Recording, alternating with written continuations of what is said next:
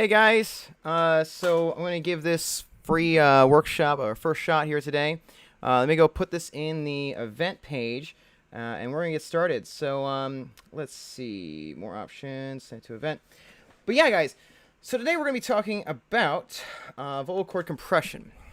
This is one of the fundamentals to making a great contemporary rock, pop, you name it kind of voice. So here we go. Completely forgot about the event here. So start the event. I've actually never done one of these on Facebook before, so bear with me real quick. Edit, and let's put the link up. I kind of wish you could do this preemptively, but this is just the best way we have to do this. All right, so all right, good. So discussion. Here we go, and we're live. Good. So I forgot this one more thing I gotta post. Okay, we're live. All right, so let's talk about chord closure. So the way the vocal cords work, as you're singing, as you're talking, really doing anything with your voice. We're good. Think of your vocal cords as kind of like a gate. So I've talked about this in earlier videos. So when you're taking a look down the vocal cords or your throat, you'll kind of see as you're aiming down the cords. And right now they're kind of vibrating, they're vibrating and releasing sound upwards. That's how we're making all this. It's resistance to air. It's a fundamental principle behind how this works. So there's several ways to ascend up to our high range, and this is where a lot of the most important techniques for great contemporary singing take place. Really how you approach the passaggio, or some people call it the passaggi, or your break. Hey Megan, thanks for tuning in. So how we use this is critical. So when we hit the break or the passaggio in our voice, we have several choices we have to make. So if I'm going up, for instance, let me go grab my piano over here. So if I'm going up, so if I'm heading up to, let's say, the gate. So when I'm heading up to, for instance, my passaggio is roughly around the kind of mid-top fourth octave. So I'd say about right here, I'd say, like right there. So when I'm going up to that, the first choice we have is to take the voice we're currently in, which is a chest voice, where the cords are in a state of compression. They're together. Hey, Bill, what's going on? You're looking down at them, they're vibrating and creating sound. It's kind of like if you think of a garden hose, and we have a guy across the room that we're trying to hit with water, right? Well, if you turn the garden hose on, it's just going to kind of pour out, it's going to be a lot of water. It's just going to pour out, there's no string. Hey, Lisa, what's going on? So it's just kind of weakly pouring out. And if we got to hit the guy, if we compress the hose, put a little pressure on the hose and the water coming out, everyone's hitting me up now. Cool. So when we do that, the water will then jet forward, will fly out really fast. So the same thing's kind of what we're looking for with chord compression. So if we're in chest voice, and we're trying to go up to like, that's very kind of more opera kind of bull sounding. You can hear the strength and body behind the full notes there. But unfortunately, chest voice really only goes so far. As we're going up our voice, if we start getting into the fifth octave, for instance, which a lot of the money notes in contemporary music are seen, like these guys. So stuff like that. It's very nearly impossible. It's impossible for most voices to get that high without using something else other than chest voice, especially for guys. You're not going to find someone who can do like a high, like an A5, without using some sort of other register other than chest voice. So the next choice, which is, we're going to start with most common and work our way into the more advanced ones. The next one, which is very common in synthwave, is once we hit the passaggio, we will decompress. So that gate we're talking about, you're looking down the vocal cords, instead of having pressure, and vibrating and releasing all that power, what's going to happen is they're going to unzip completely. And mostly air is just going to pour out. This is why it's called falsetto. It means false voice, because you're not really resonating much. It's mostly just your air pouring out. So if I were to go up to like, this is like B flat here, so it's kind of high for me in chest, but it's like, that's very full. But now let's try falsetto. You can hear it's mostly just air. It's kind of weakly going out. And I apologize if the mic kind of gets overloaded. I never had a volume issue before on this, but if it clips, my bad. So you're hearing that there's a lot of pressure here on these notes in the chest voice here. So the question is, how can we go higher? Because falsetto allows us to go higher, but we don't have the downsides of falsetto, because there are significant ones depending on what you're singing. For instance, with the note, if I needed to hit like a big E flat or something like E5, and it had to be like a thunderous like rock sound or something, you're not really going to do that with falsetto. I mean, there are ways to do it, but really you have to augment the sound a lot with other things like your false folds, but that's a whole other episode, how to manipulate the falsetto. So the other choice, which is head voice, and this is, if you were going to pick the most important register that really makes the difference for a lot of contemporary singers, it's this register. It's the head voice, or some people call it mixed voice. And the problem when I'm teaching people is, especially those from like a classical background, when I say head voice, immediately it's just like, oh yes, I use head voice. The problem is a lot of classical refer to head voice as something completely different. It's one of the big intentions with a lot of contemporary versus opera people. So when I say head voice, you're back to a state of compression, but you're aiming your voice more further out, and it's almost like a slight lightening of the voice.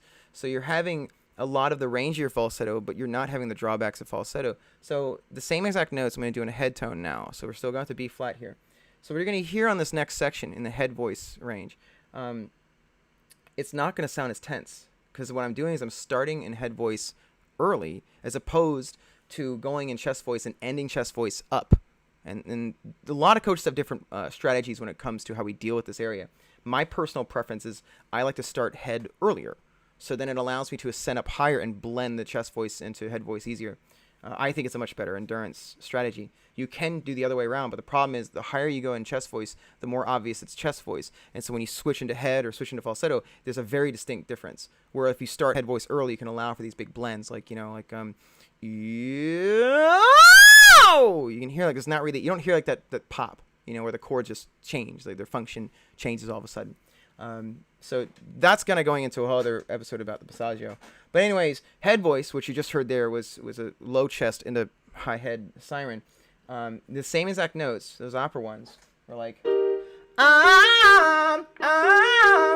you can hear it's the same notes, but it's a different coloring, it's a different register. So as a result, it's kind of like you're driving a car. I'm starting in head voice in gear 1. And now the top of gear 1, for instance, is probably that area right there, the passaggio, or the end of my chest voice.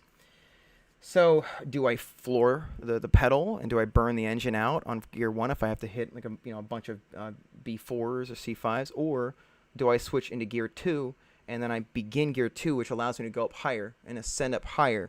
And this is one of the big fundamentals of a great contemporary singer. This is really one of the defining factors in auditions for certain roles. If someone has a good understanding of compression, which again is not leaking air out, you're not unzipping into the falsetto register, it tonally gives the listener, or the singer, just more tools. When you hear a big head note, for instance, if someone were to sing Thriller, and they were to do it in the original key, like really actually try to do it right, and tried like falsetto, you'd hear something like, "And the thriller." Now, could you put more air behind that and make it more powerful? Yeah. Or could you, close the vocal cords or compress the vocal cords? It could turn more into something like this, "And the thriller." You hear the difference. You can hear that at the back of the room, and poor Mike's like struggling with it already. But this is why you see a lot of singers when they do something, for instance, like Michael Jackson, or even like power metal, Stevie Wonder, when they go to these bridge notes, you can really tell like who's got that technique down or who doesn't.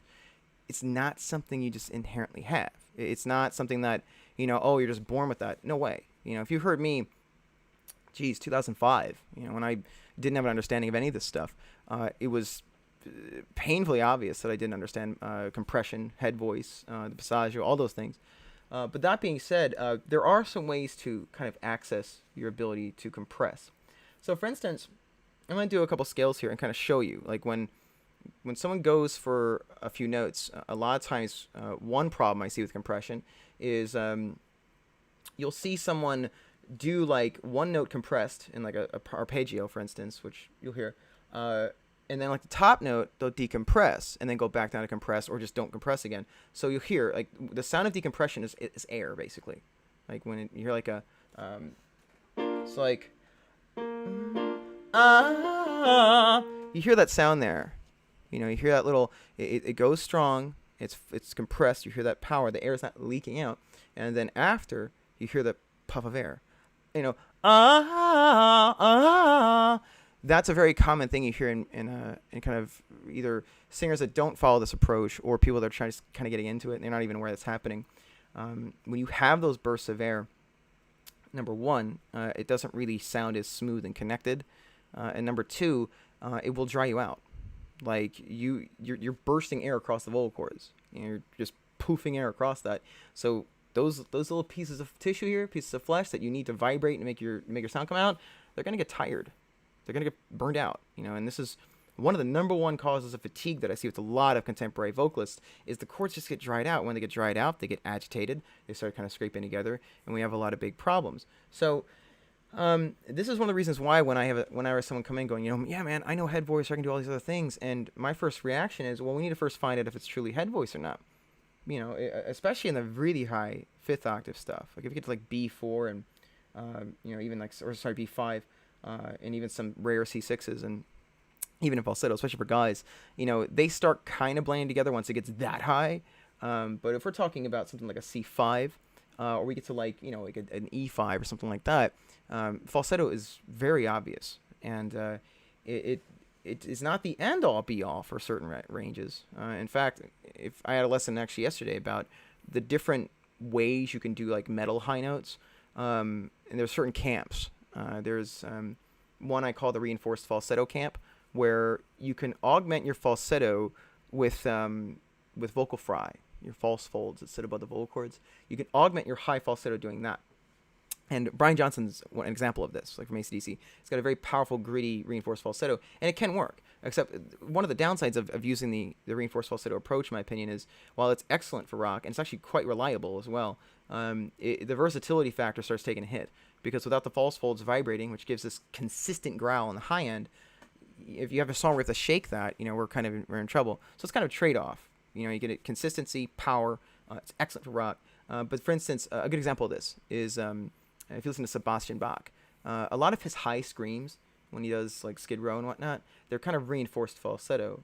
And so when he goes into when he did Gethsemane, where in Gethsemane you have a big G5 even hit, like this guy, So in that you have to go for like a like that's, I can't get away with implying the note. Like I have to hit the G. Like there's no way you cannot get it right without hitting the G.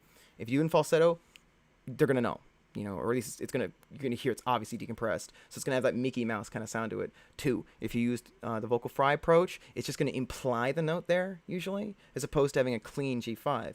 So that's a really good thing to take a look at, is how he hits the Gethsemane high. And on top of it, because everything has to be very gritty, once he gets to a certain point in his passaggio, it kind of interferes with the acting a bit. Like, that song's supposed to be very smooth, and there's a lot of like sad kind of emotions you're supposed to sing to the crowd, just you basically, and the music and the crowd. There's no one else to work off of in that one. And when you have to use these augmented sounds on the top end, even in the low passaggio area, it comes across as like you're kind of doing almost like an AC/DC thing. And so it depends on what the objective is. If the objective is you want to do like Back in Black and those other songs, yeah, you've got an excellent tool. It's going to last you for a long time. But for instance, if you need something done like George Michael or Queen or something, it might be a little trickier. It's not impossible, but this is just the differences. So anyways, kind of going back to the compression thing, there are ways to prevent that from happening. And so a lot of things I do with my students is we work on scales and we focus on the air leaking out. So if we try to go for, again, like the scale I did earlier, as opposed to going like, I'll try like a chest into falsetto things. It's like, you hear like the air there, it's compressed on the low note, but then on the top notes you hear the air kind of pouring out. So we work on ways to prevent those little bursts. So eventually we have a consistent compressed or closed chord. So it's like, instead of that, you hear more of a or even chesty. Both are fine, but as long as we're not bursting out air, because this is back to compression, not the other techniques we'll go over later. That's a pretty good entry thing to try, just to see if you're going to decompress or something. In fact, this is it's a pretty big reason why there are some cracks when you hear certain high notes. There's been a couple times where I've done a couple shows where, one of the things I like doing a lot is the siren I showed, where I go from a low and up to a high. That technique took a while because when you're doing that, there's several factors happening from a low to a high siren. One, you have to manipulate your resonance as you're starting low and then sliding up. If you want to do it purely in full, you have to start kind of in the teeth, what I've noticed, and then as you're going up, you have to resonate correctly. You can't have tension, and you also have to know where you're aiming the final part, because you're starting here, and then when I go for that big ah at the top of it, I'm typically around here, depending on what my day is. On a really good day, it's there. This is on other days, and if I'm breathing, not feeling that great, sometimes it falls here if I'm like exhausted or something. But that's like a very fine-tuned technique, and compression's part of it. Because again, if you listen to the siren here, you're not going to hear that pop, that little release of air, like nothing there yet. You don't hear like that. That's decompressing. That's the air just doesn't want to work, the compression doesn't want to work there. So this is, as I mentioned earlier, one of the big fundamentals these really impressive contemporary singers doing what they're doing. So anyways, as I had there's some guy doing some stuff of mine in a couple different shows, like backstage, like we're trying to see if they could do it, and I typically am pretty quiet about that because I'm not anyone's coach during the shows. But back in my mind, I'm kind of like, man, like I had to learn all these little things to get that to happen. Like a bunch of different pillars had to be built in order for that note, that technique to work off of. So it's all about the tiny things, like not bursting air out, feeling where in your head you're vibrating. So when you go for it, it should feel like a nice ball of pressure right here. And so that's for the kind of high-end techniques that things like compression lead to, because for something that advanced, it's a tension thing, and also in the top note, the larynx has to be relaxed or down, because when you start going up to high notes, the larynx just wants to start going up, and then we have tension, we have problems. So there's another trick that's kind of handy, and it's involving a ma syllable. So for instance, what we do for the ma, and this is a fun one actually, I picked up a while back from Seth Riggs. In the ma, what we're going to do on the ma is we're going to try to slide up our range as if we're trying to talk up our range. And it's important to think about talking up the range, because when we're talking right now, I'm not putting on a voice. I'm not in falsetto. I'm not talking like this the whole time. So the job is to maintain as much of the comfort and compression of our speaking voice as we ascend up our range. And then as we get really high, there are some little things you should change to go across the passaggio. But this is actually a rather closed sound we're going to make in a second here. So it's like, let's start somewhere a little lower this time. So if you're listening right now, you can get this crack yourself. We're going to start in the third octave this time. And so when we're singing on this, you want to build your voice in front of the teeth on this ma. And I'll demonstrate first. So as we're going up, you want to think like, you want to imagine that you're stretching. You're making this sound effect. You're going to feel it here if you get it right. It's like, it sounds like you're kind of straining, but really if you get it right, it's quite comfortable. So like again, like, notice how my mouth is open and the sound's not coming out the mouth. You don't hear the air. Like, no air. You don't hear burp. You don't hear it pouring into the microphone. So as you're doing this, you get that nice, almost like stretching, like in the morning. You're just like that, and that's compression. That's like exaggerated compression. When you're singing, you kind of want to have like a relaxed approach to getting in that state, the compressed state. So, for instance, if we do the ma, you want to imagine that you're let's see, like ma. If we're doing the ma, you want to kind of build it on the teeth. So again, you're stretching, you're just kind of waking up. You're making that kind of sound here, and then you're turning more into like a ma ma ma. You vibrate here, and then the sound comes out like so. Ma ma ma. We'll start on just one note. So like. It doesn't really matter which one it is. Whatever's comfortable for you. Like, for instance, I just kind of eyeballed it and did something in the third. So let's just try, for me, like... So we'll do F sharp. So it's like... Ma, ma, ma. Notice how I can change my hum if I want to. But the what's important here is this ain't leaking out. So like a head ma, or like a front ma, is more like a ma. And like a chesty ma, ma. Both are okay, because we're just compressing. Resonance will be later. So... let's just try that out on your own, just as a starting practice, just to see if you can feel it here. No air leaking out, not ma. That's decompressed. Not ma ma ma. Hear that? Like if I do it here, you'll hear the air come out. Ma. You know, that's the kind of what we're trying to avoid. It's a nice tight ma ma right here, and as we go up, you can do stuff like this. So it's like ma ma ma ma ma, and the whole time I'm kind of building this nice comfy pressure here, and the air is just not leaking out as we're going up. And the goal is, as we go up and up, to never decompress, to just keep them together and then just work your way up. If you find a difficult note, you resonate above the note. You do not open up and let falsetto come out. And this takes time to master.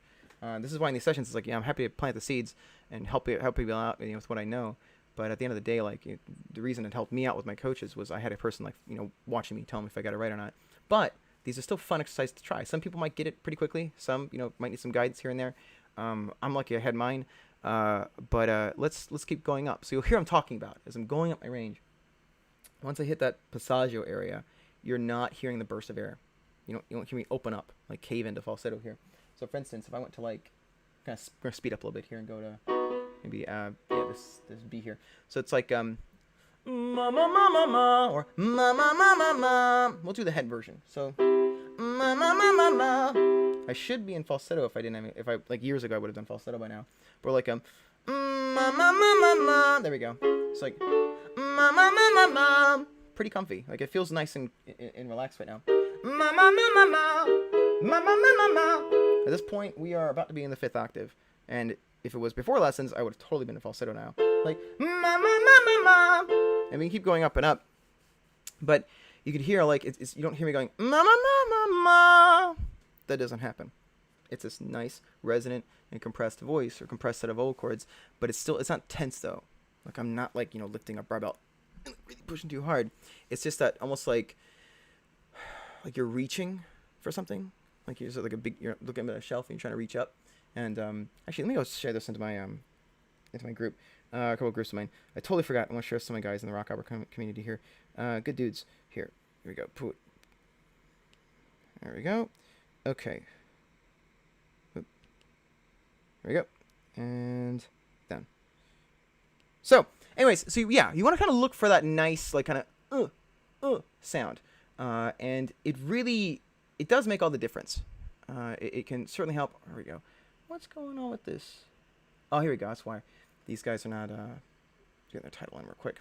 All right, so, and as I move forward, as I continue talking about this in today's session, keep in mind, if you guys have any questions, you know, I'd love to answer them in the comments. I have the chat pulled up right now, but let's keep going. So, the compression stuff. The ma is a great place to start. And then over time, you can try more advanced maneuvers across the passaggio, because the more time you spend on it, really understanding the break in your voice, the easier it's going to become to master. And I'm not going to lie here and say, oh yeah, once you master this once, it's all over with. No, I'm always still working on new ways to conquer the passaggio. Other coaches I bump into, we always talk about different ways to tame it. I would say that I would take a song that was, hey Christina, what's going on? Long time no see. So if I was going to take a song like, I was practicing some Crimson Glory earlier, and one of the songs they had a lot of A5s in it. And A5 is a very high note for guys. It's the vocal lines in that stuff is really, you gotta really be feeling good for that. However, there are other songs the same band has where it's not quite as high, but they're more difficult because of where they are.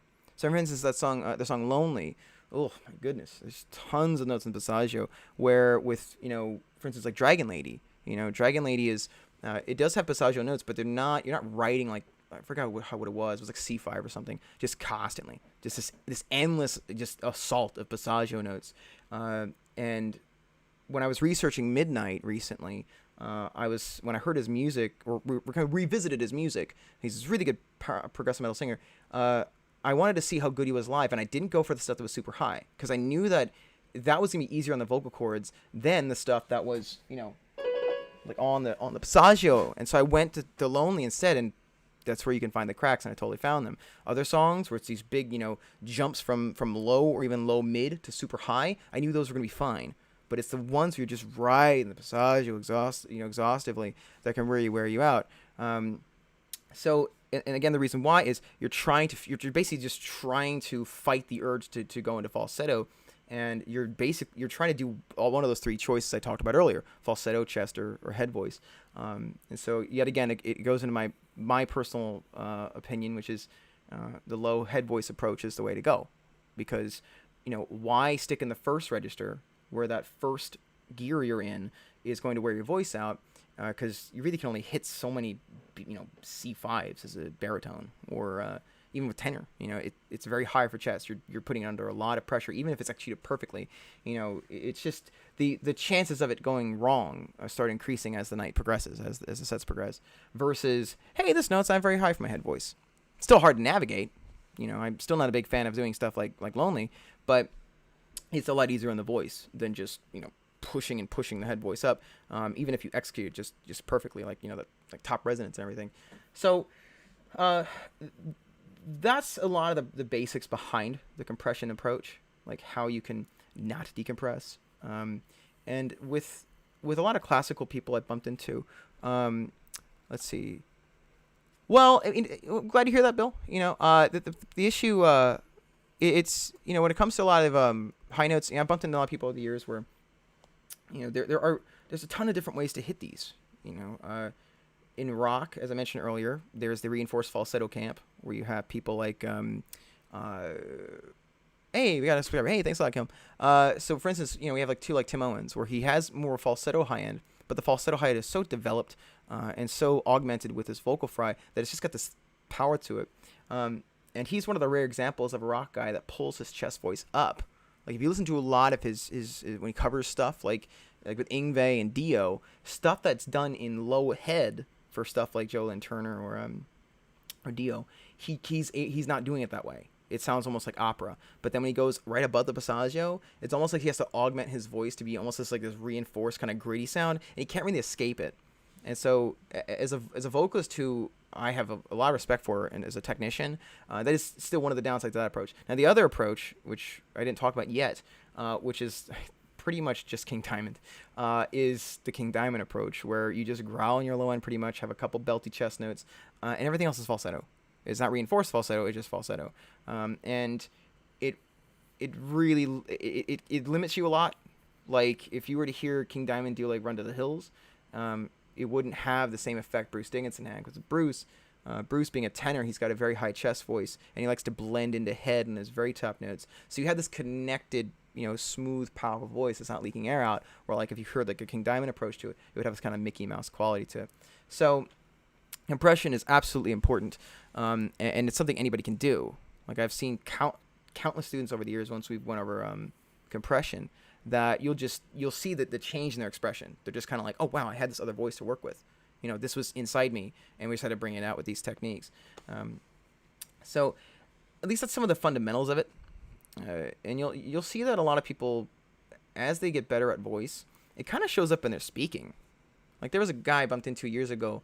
I was at karaoke, and I'm not really judgy during karaoke because we're just here to have fun.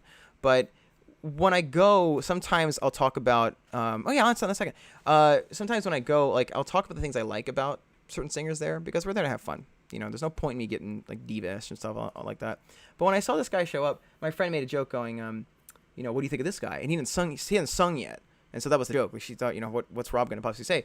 I'm kind of watching. I'm like, yeah, he's good. He's probably really good. And she's like, how do you know that? And I could never want to hurt in his voice. He talked kind of like more in the front. And that's the way I refer to that is it's like you're letting the engine run on idle. Like you're speaking in a way that you can launch into your high end and your passaggio from your neutral position, which is where you're talking from. So I heard that in his voice instantly. I also saw his posture. For instance, the way he held the microphone. I don't have one with me right now, that like a handheld. But if you see like, a lot of singers when they perform, you'll see a lot of tension up here. This happens a lot. Like all of this starts putting tension on the neck. We can't really do much movement with our neck there. Things become a giant problem. What he's doing, he's got his shoulders down and relaxed, and he's kind of holding the mic very casually like this, talking to the guy, and it's just kind of like, okay, check, it's looking pretty good. His neck's relaxed, his body's nice and loose, just all the things are looking pretty good. And so when he started singing, he was exactly what I thought was going to happen. He was a very good vocalist. He ended up being a vocal coach, and I think he ended up winning X Factor Romania. So Yeah, he was pretty good. But yeah, Steve Perry. So Steve Perry is a couple things going on with Steve Perry. Thankfully, of all the singers I nerded out about over the years, Steve's one of them. So Steve's a master of a couple really good tricks. One of them is, let's talk about first his kind of vocal makeup. He's what's known as a lyric tenor. Yeah, a lyric tenor is a kind of tenor that has a very gliding kind of voice. Like if you listen to Bruce Dickinson's delivery in the same kind of notes, it's like just power the whole time. Where Steve's about these really relaxed, connected phrases. It's just very bright and flowing. So a couple things I picked up from Steve that I learned over the years. If you listen to Live in Houston '81, I actually had a video a couple years ago about this. You can really hear this. So he's very good at vowel modification. Like if you listen to him doing, for instance, Wheel in the Sky, I'll do a demonstration when he does this. One of my other videos, I went over this too. So he, first off, his control of his tongue is very impeccable when he's singing. Like a lot of people when they sing, they like to tense the tongue up and then kind of pull everything up with the tongue. And a good sign of a really good vocalist is if you see a lot of shadow in the back of the mouth. Like if you see a lot of this going on, like that, it's usually a sign the guy knows what they're doing. And Steve, like if you listen to Wheel in the Sky, his resonance is on point. That southern twang that everyone likes of his, that's the resonance. And it coincidentally works hand in hand with his approach. And so as he's going for these notes, it's like in the original version, the line was "Winter is here again, O Lord," right? And that's the first opening line, or at least I think it is of Wheel in the Sky. So how do we sing that live? You know, if we're doing, I don't know, an hour and a half of Journey, which is a lot of passaggio notes, really frustrating stuff. Well, first we start head voice early, and so any of these frustrating notes, well, we're in head voice early. Second, we then modify the phrases so we can connect the vowels. So the vowels take precedence over the consonants. Consonants are just used sometimes to hum off of, like freaking N, right? So like an N, you know, you can do like a nah. Hear the N there. You can hear the N, like that. It holds the voice here, and then the ah releases the voice. It's like basically a follow up. Like you set the football up, you throw it. That's the vowel. You set it up with the consonant. And he's very good, number one, at doing that. Like he's excellent at doing that. Another thing he does is with the tongue trick, it sounds almost like he's falling asleep. Like his tongue was like numbed or inactive. So when he does that line, instead of going, "Winter is here again, oh," I'm like over enunciating to show you that. "Winter is here again, oh Lord." Like I wouldn't do it that way. I'd get exhausted. Instead, he does it more like this. He even begins with an ooh, which is really clever. The ooh gently hums the voice into place, and then he starts opening up with the vowels to finish the phrase. So he does something like this. "Ooh, it was here again, oh Lord, Lord," like that. Hear that twang? What he's doing is he's setting the mouth up to be relaxed, to have space, and ah. See that? It's like almost like a doctor's looking at the back of the mouth. Ah, ah, ah. Not ah, like ah. Like I can't even do that anymore. Before, my tongue would be much less controlled. But you could see that happening. Like in, for instance, next line, you know, he's like, "I am an arm and you are more. A lot of you on a little longer." Like there's little tricks he's doing in that. Like, I hope she holds on the part there. "A lot of you." See what I'm doing with the tongue there? I'm able to almost make an L and hum through the L into the A. "A lot of you on a little longer." And it just allows this really relaxed kind of singing. So that's some of the tricks I picked up just kind of listening to Steve over the years. Like, how does he do that for so long? How is he so comfortable? And it's quite impressive, you know. And it allows him actually to be much more flashy in his live performances. Like, let's see if I can do it. So it's like the part, I forget what he did. It's like a melisma. It's a really high one on verse. I think it was 2. It was like a, yeah. It's like, "Seen a letter of a long summer day, made of silver, noble glare. Ooh, I've been running down a dusty road. There we go. Just kind of making up as I went along. But you can hear like he's launching off because the passaggio is no longer an area of tension. It's just this kind of habitat he's playing around in. And he's kind of glide across his voice. Still tricky, but this really does help with the most irritating area to sing in the voice, and still is today. Like if I were to do there's probably a lot of Judas Priest songs I'd probably sing over Journey, just because of Judas Priest. Like you have that you're depending on the song, like you're popping around a little bit. But yes, it gives him a lot more stamina because when it comes to vocal fatigue, I picked up over the years. Fatigue really is something that builds up with little mistakes here and there, like a lot of decompression showing up, not breathing right. It's all the little things that slowly build up. It's not usually one big note we got wrong. Sometimes But a lot of times it's a little tiny. It's like basically you're driving with a car with a crappy suspension. You know, those bumps start kind of adding up, and then a voice wears out. So with Steve, it's like hitting the ground running. It's like from the very beginning of that set, he makes it as buttery, as resonant, as well executed as possible, so the bumps never happen, and so he can just get through the night as relaxed as possible. And if you listen to Live in Houston, it really is a masterclass in tension. He's able to just glide through the whole night, because it's all about, like, I'll enunciate how he sings. It's like all about singing here, that's what he always is. It sounds goofy saying that way, but when you sing that way, it's that nice twangy voice. So that was the stuff I picked up a while back of how his voice worked over the years. Really great singer to take a listen to follow for live purposes. But yeah, he's definitely a head voice user. Very, very compressed. Sometimes he does falsetto, but my view about falsetto is there's nothing wrong with it per se, but it should be something that you make a decision to use and not something that you have to use. And this is why I'm actually really excited to talk about this stuff with people in synthwave, because in synthwave there is we have a lot of great singers in it, but I think if we are able to start adding some of these techniques into certain synthwave songs, it really could generate a whole new collection of vocal technicians out there, and anyone could do it. Like, this is stuff that, again, like, I had a big falsetto problem back in 2005, probably up until 2008, and eventually I got around it. Yeah, so, like, open arms is a good one. So, for instance, open arms, right? So, like, if I were to do that, let me get the original just to be safe. I think I'm pretty confident with the key. So, like, I come to you, open arms. I think that's the right notes, but let's be safe here. So, let's go pull up open arms real quick, and then I'm going to kind of show you some tricks with open arms, like how he does it. Open arms. Actually, do I have Live in Houston with me? I think I actually do. So, let me go pull up the Live in Houston version and then show you the tricks with open arms, because open arms is a frustrating song to sing. It's got this really long passaggio notes. Funny enough, there was a time I was doing karaoke years ago, and I was teaching all day long, and then my girlfriend was like, hey, can you come to karaoke with me? And it's the only time I've dated someone where she's like, when I get there, I'm tired, I've got my voice all day, and she's like, you never sung a song for me. You need to sing a song for me. And so I was like, okay, I went to the car, and this was the one I decided upon, but it was like the only time where I was like, demanded to sing for somebody. So let me go pull up. I think that's the key. Let's double check. Yeah. So open arms. So now let's take a listen how he hits the notes in this. So I'll fly there.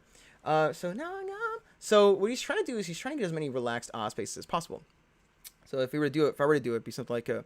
So now I come to you with open arms. Now let's take a look at arms. All right, let's look at the syllable before arms. Open. Hear what's going on there? Open. We have an N there, which is great. That's a resonant consonant we can hop off of. So now I'm gonna say it the way I just sung it. So now I come to you. See that? With open arms. And when you sing it, so now I come to you with open arms. You see, I'm kind of like gliding on that. I'm trying to basically sing it as if I'm humming the entire phrase.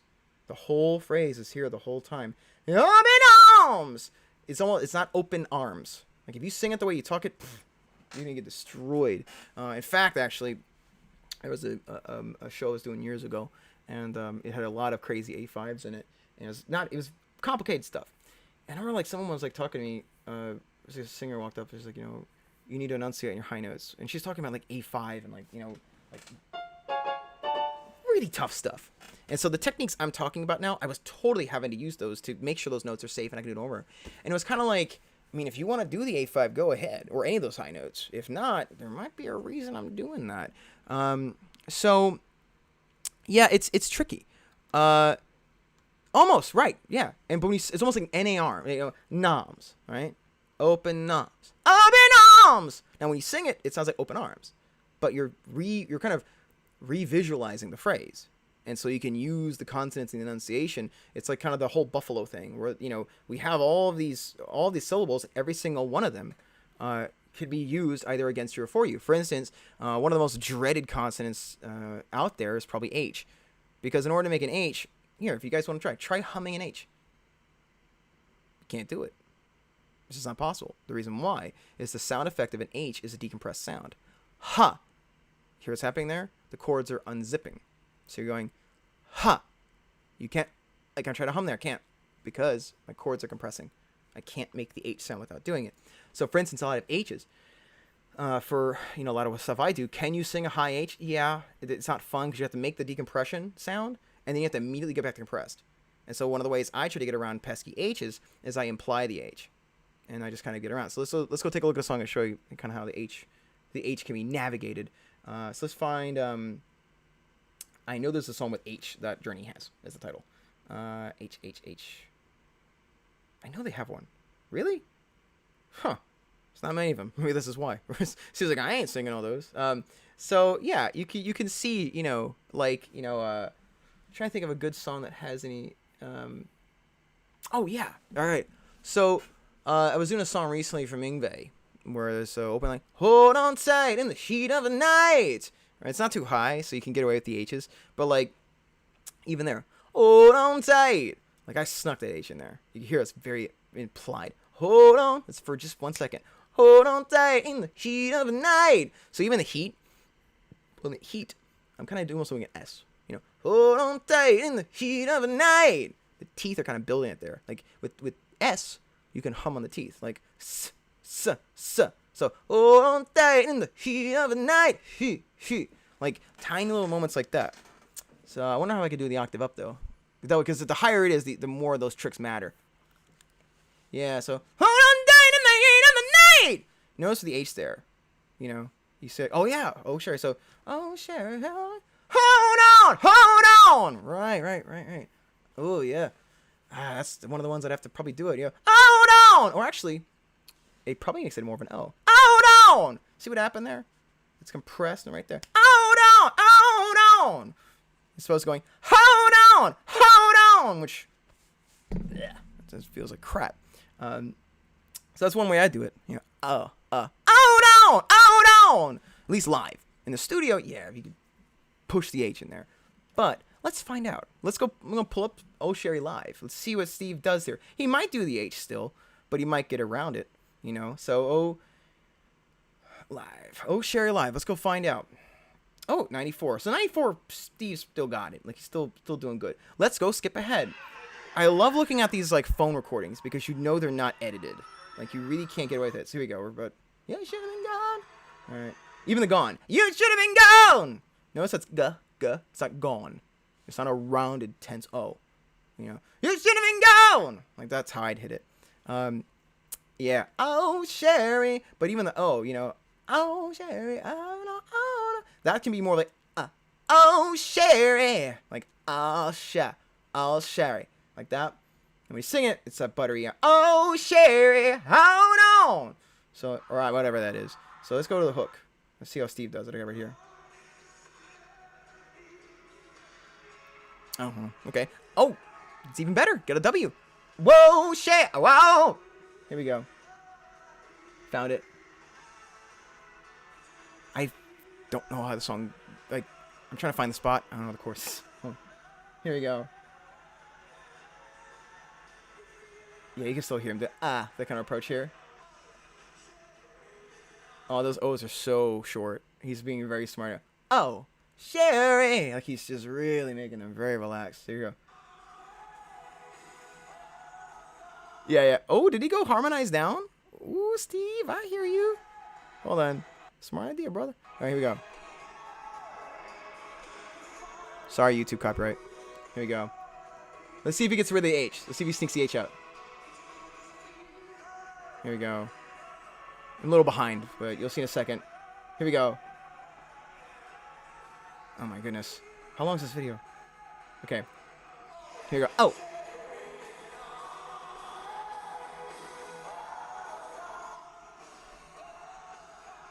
You can hardly even hear the H. Like, it's not a great quality, but you don't hear that. Hold on! Like, ugh, like doing that. You can, like, I could if I really had to. But if I was live, man, I'd skip that H altogether. Like, there's no reason. Because the only people that are going to notice are dorks like us. We're going to be like, is the H, is the H there? Like, we're only doing it because it's like, if Steve gets away with it, then we could. So that's kind of the way I look at a lot of these guys. Like, if no one's going to notice the stuff and you're number one, are you on pitch? Yeah. Are your vocals healthy? Yeah. The crowd, did they like what you're doing? Yeah. All right, lose the H. No one's gonna care about the H. So that's kind of a lot of what I picked up over these with Steve. But you can see his body tension. You can see like this is not tense. This is not tense. Shoulders are relaxed. All that. So yeah, when in doubt, like a lot of times when you have these difficult vocal lines coming up, you can kind of just discard parts that aren't helpful and then augment the parts that are helpful and make them the center point of what you're enunciating, because you really can't afford to have a whole set of these H's and also the crap, because you'll be tired by the end of it. And again, as rock singers, endurance is the big thing here. Actually, for instance, when you really get the hang of this approach, you'll find that you warm up as you perform more. Like, especially with these loud rock shows, like I feel better usually at the end of a set, or midway through it. And we did this actually during it was the 1814. There was a first time we did it where we had to film all those things for the CBC, and I could tell you that I was okay. I was happy with take one, but we had to do the song several times, and I would say like my favorite take I did was probably the last one, because like all the mucus was gone, I'd opened up, my lungs were all warmed up and all that. Like I'd warm up before that, but a lot of times it's really hard to get a good legit warm up unless you're doing like actually, the loud performance itself. Like that's when I really feel like I'm opening up. So that's totally what happened during those shows, to get like kind of get in the front of the face, to warm everything up and kind of get everything started. And I think that's part of how Steve could sing for so long, because it's like you're basically having a beam. You're shooting out the front of your head, like just all this power is right here, and you're aiming. Yes, I should realize I'm having this right now. So there's like this beam. You're aiming out in front of your head. It's like this, almost like a signal, right? And you want that signal and that beam to be as uninterrupted as possible whenever you sing. You don't want any of that to be disconnected as you're singing, because every time that disconnects, you got to set everything up again. You might have your chords are gonna get dried, or if it just stays stationary, you're gonna do better throughout the night. So yeah, Steve's an excellent example of this. He's one of my favorite examples of no tension, and tongue control, vowel manipulation, consonant manipulation. He's very good at that, and a lot of these great singers you can learn a lot from. Like when I was taking lessons, I wasn't happy with just the lessons. I mean, I'm trying to find out where the book is. Actually, there's my 1814 poster there. So, for instance, as I was reading books, I was watching DVDs. I was talking to other singers, and then I would again go back to lessons and bring all that to the coach, and then I would go to another coach after I stopped working with him, to get on all the nooks and crannies about my voice, to figure out all the tiny elements of it in case it's a tough show. For instance, with Space Community, I've told a lot of people that during that show, there was about a good few months before that there was just like a mystery ailment bothering me. I couldn't figure it out, and I went to doctors. I had everything checked, and it's quite terrifying because we couldn't figure it out. There was no damage or anything, and so I had a difficult job where I was completely just submerged in mucus, like to a level I've never dealt with before, and I had to get through the gig just pushing it through. So I had to use different techniques that none of my coaches told me about. Like one was, and I kind of regret this now, but throughout the set when people would get very loud, I would practice head notes and I would hit them pretending I was shouting or yelling. But what I was actually doing was I was setting up with a mechanism to be able to do a constant good head note to make sure the airways were clear, and it was nice and relaxed and loose. And I was trying to warm up during the loud parts. And unfortunately, my mic was a lot hotter than I thought on the HT recording of it. So you hear me just the whole time, wow, just hitting all these big notes. But it was actually, I was doing that to try to be subtle, to not bother anybody. Sorry guys, but afterwards, we got rid of the problem. But like little things like that, like I know like I've had issues where I was sick before, and I had to get through a tough set. And so in that situation, the best decision on my part was, at least the ones I had to come up with there for that, was like I had to make sure that the airways were open. That the channel, that beam I talked about. Well, if mucus is stopping the beam, I have to get rid of the mucus, and it was all trapped here. And I couldn't find out why until afterwards when I got diagnosed with my allergy. So that's just another reason why, study. You'll be surprised when you find out. I started working with another coach shortly afterwards, and they were talking about other ways to loosen the voice up. They were going over. We had some pretty big fundamental differences, but I was so desperate. I was like, well, let's find out. What's your background? What can I take from that? And there were a couple fun tricks I got from them. And we actually were working on a trade where it was going to be like, they teach me the stuff they knew, and then I helped them with like high rock stuff. But point being, the art of singing is something that's going to take, it takes a while. And part of, why I became a coach was I think that the years of training that I've done over the years and studying gave me a perspective where I think I can expedite someone's growth to figuring this stuff out. But yeah, everything like Adam Lambert, you can find little things in what he's doing that are like, oh, that was taught, he figured that out because, someone had to teach him that, or I know Freddie Mercury. I studied him for a while, like, to see what his lifespan of his voice. You know, what little tricks did he pick up over the years? Or Rob Halford, for instance. Halford, I studied intensely because I wanted those highs. Like, I wanted to be able to do the Halford stuff, and I ended up learning a lot about his health habits. Like, that's the big thing I learned from Halford, was very wildly inconsistent health habits, but he still had a lot of great technique behind him. And you could tell by the year. Like, I studied him so much, I mapped out a lot of his career by the year. Like, what years was he taking care of his voice? What years did he not take care of his voice? What years did he begin using in-ear monitors? You can totally hear it in his performance, because you can hear, like, he's able to exert less to hit more notes because he can have it. He's a channel straight from the microphone into his ears. And that's one of the reasons I got into in-ear monitors. Like, I refuse to not use them anymore, even though I spent years not using them. So everyone's got something to learn about. And fun fact, Bruce Dickinson, he uses earplugs. I tried earplugs. Like, there's a video of me on YouTube where I was doing Aries, and man, like, you see me before a really big note, like, you see me pop the earplug out, because it's kind of like, okay, the really big high notes, I can't have my own ear with my voice ringing super loud, so it's like, pop that out. It was like a B or something I was gonna hit. So, yeah, it's almost like, I think a really great complete vocalist is always one that's trying to take little things from other singers over the years, like, and is never satisfied with what they can do. And the compression thing, like, I had done it for years, but I didn't know what it was until probably a few months back. Like, it was something that I inadvertently taught people, but when it came down to, like, really understanding the terms for it, every once in a while you'll find a coach that can explain it, and it's like, oh yeah, that is what I've been doing. Like, that is what I'm feeling. So yeah, the compression thing is one of the newer tricks, even though it's still a sound I look for as a coach with a student. And there's always different ways to explain different mechanisms, like vocal cry. You know, we'll go into that in a different episode too, like how we can use cry to enhance our ability to sing more comfortably. I mean, when it comes to endurance, geez, there's like there's a bunch of systems that, if they're all working together, it can really give you an advantage live, especially if you're under the weather. Because a lot of times, you probably bumped into this too. You're gonna have days where you don't have a choice. Like, you're typically not supposed to sing if your voice is messed up. But if there's, like, you know, I've had to do shows with a sinus infection.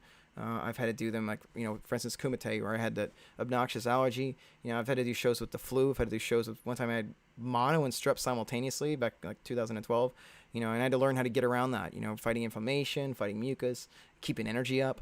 And a good technique kind of helps with that. So anyways, yeah, I think that was a pretty good crash course. I don't want to go in too long here.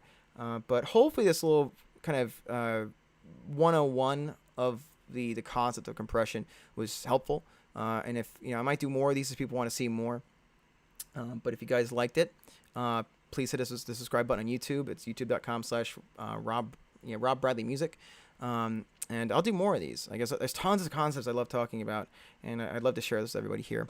So anyways, thanks so much for tuning in, guys. Thanks for all the, you know, familiar faces here. It's great to see everybody again. And I will catch you guys soon. And yeah.